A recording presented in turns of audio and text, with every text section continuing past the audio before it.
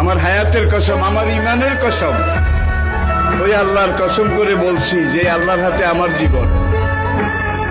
বর্তমান ফিলিস্তিনের যুদ্ধ শেষ হবে, ইমাম মাহাদি এসে যাবে।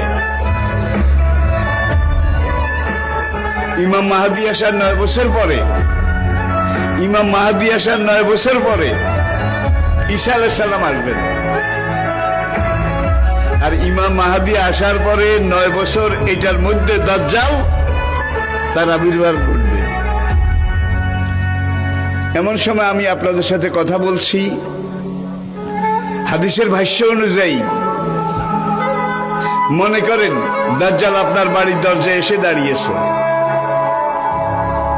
এমন সময় আমি আপনাদের সামনে কথাগুলো বলছি, যেই সময় মনে করেন ইমাম মাহাদি আপনার ঘরের সামনে এসে দুয়ারে কড়া নাড়তেছে।